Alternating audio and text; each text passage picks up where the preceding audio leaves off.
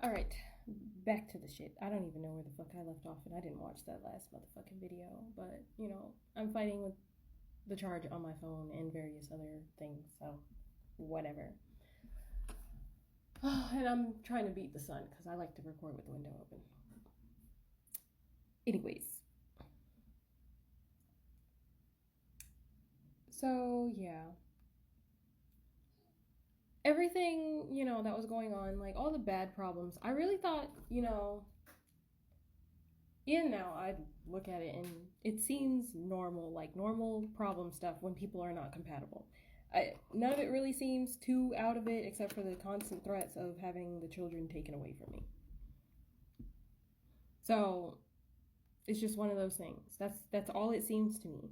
And then after having the second kid, oh well, no, go back.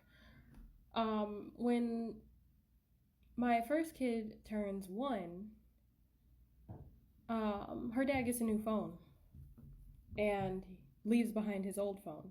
And something just was just like, no, because because he had previously accused me of cheating, and something just wasn't right. Something just wasn't right. And I got so tired of people convincing me that they loved me and not showing it. I never felt it. And it's just like, I know that I am capable of love and I love these people, at least in this moment, but I'm not feeling it back. So yeah, I just like got that thing. Like, I don't know how long it had been since like he actually accused me of doing it, but I got that inkling. And so I went through his phone and oh my god. The shit that I found dated back to like the beginning of the relationship. And I was just like, what the fuck? And so like I did confront him on it and I was like, you got me really fucked up. Because like what the fuck? And he claimed that he didn't, do anything physical. It was just exchanging pictures and messages and shit like that. And I was just like, what the fuck ever. But at the same time, like internally I am scrambling and screaming to like the high heavens. And I was like, what the fuck? Like, why would you? Like, all you have to do is say that you don't want me. That's it. Easy. I am the easiest person to get rid of. All you have to do is say you don't want me. Doing the circle thing, not gonna work. Sitting there trying to, do all of that extra shit, it's just not gonna work. Just tell me that you don't want me. Just say I do not want you. Bam, gone. Easy. Like you have to say the fucking words, because I have spent my entire life trying to force people to say the words, because what they feel like does not match up with what they're telling me. You cannot say I love you and you feel like you hate me. And I have dealt with that my whole life as a kid, and so I don't understand. It does not sink into my fucking brain to the point where I'll just still believe what, even like, I was so damaged at this point. I was just like, okay, maybe I can work it out, because I was afraid of being a single mother, because I was afraid of treating my child the way that my mother treated me, because I was like, well, being a single mother innately will just make me bitter and just mean for no reason and rage all the time, because that's all I'll have left. Obviously, that wasn't true. Um, and I was afraid because my kid would hear the door and like peek around the corner just waiting. And it was like the cutest thing ever. And I know that you're not supposed to stick around just for the kid, but the thing is I knew that if I left, that it was going to be a problem one way or another, because Like, he barely paid attention to her when she was there. Like, how am I supposed to expect him to take care of her when, you know, he has half the fucking custody? And so I stuck it around for another. So, yeah.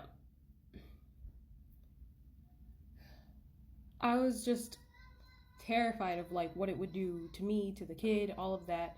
She didn't.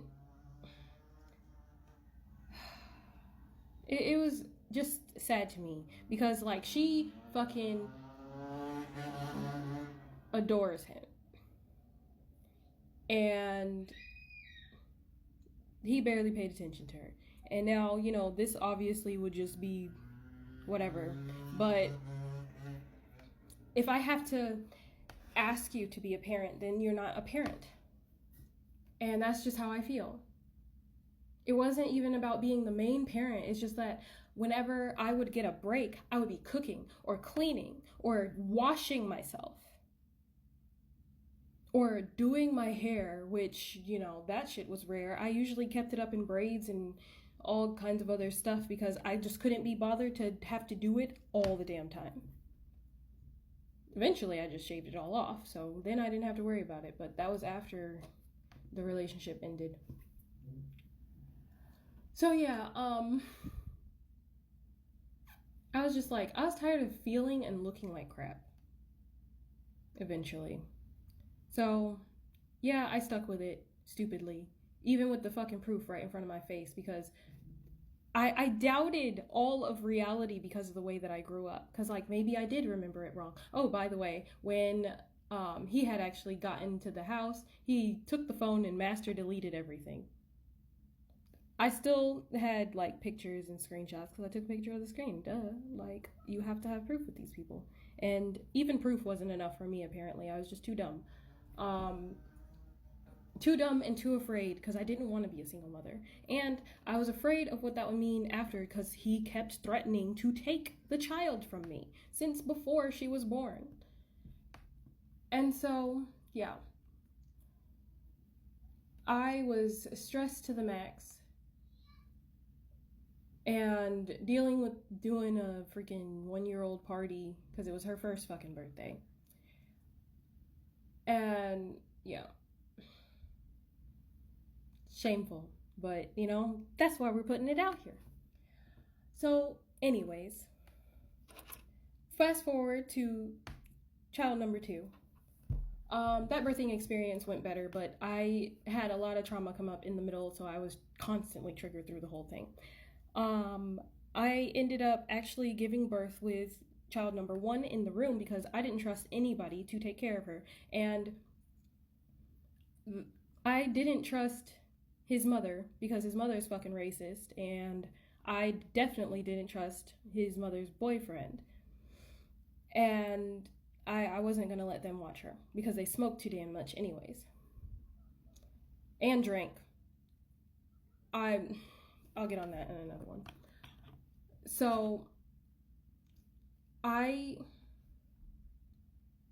ended up giving birth quietly. Now, anyone who has ever given birth knows that even with the epidural, how hard it is to give birth quietly.